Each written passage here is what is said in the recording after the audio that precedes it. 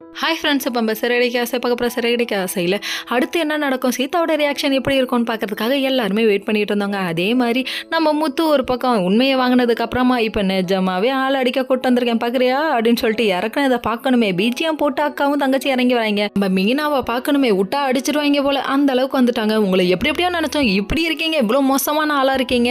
உங்களுக்கு வந்துட்டு சீதா ஆசைப்பட்ட ஒரே காரணத்துக்காக தான் உங்களுக்கு கல்யாணம் பண்ணி கொடுத்தோம், இல்லாட்டா கல்யாணமே பண்ணியிருக்க மாட்டோம்னு கண்ணா பின்னாடி பேசுகிறாங்க. சீதாவால் பேசக்கூட முடியலங்க. உடனே நீங்கள் இவ்வளோ மோசமானவராக இருப்பீங்கன்னு நான் எதிர்பார்க்கலன்னு சொல்லிட்டாங்க. அதுக்கப்புறம் அருண் ஒரு பக்கம் கோச்சிட்டு கிளம்பிட்டாராமா, நீ கோச்சிருப்போ அப்படிங்கிற மாதிரி ஆயிடுச்சு.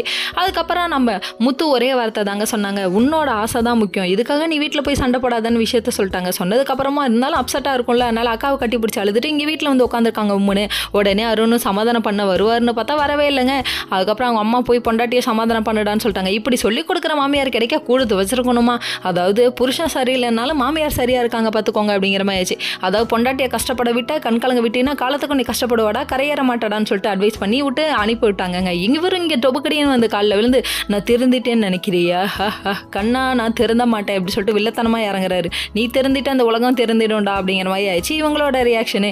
இங்கே எந்த கூத்தனா இருந்தாலும் அங்கே ஒரு பக்கம் நம்ம கிறிஸ்டி கூட்டி இருக்காரு. அவர் வந்து ஸ்கூலில் நீட் ரோல் போட வச்சிட்டாங்க. ஏன்பா அப்படின்னா, முட்டி போடுறதெல்லாம் ஒரு விஷயமா அப்படின்னு கேட்பீங்க. ஏன்னா 90s கிட்ஸ் எல்லாம் முக்கால்வாசி பேர் முட்டி போட்டு தான் காலத்தையே ஓட்டியிருக்காங்க. சரி என்னாச்சுப்பான்னு சொல்லி கேட்க, ஒரு பையன் வம்பழுத்துட்டாரு, அம்மான்னு சொல்லிட்டு வம்பழுத்துக்க, அம்மாவை பற்றி பேசாரா கோவம் வருதுறான்னு சொல்லிட்டு கோவத்தில் கொந்தளிச்சவர் பென்சிலை வச்சு கையில் குத்திட்டாராம் கடைசியில். அதனால முட்டி போட வச்சிட்டாங்க.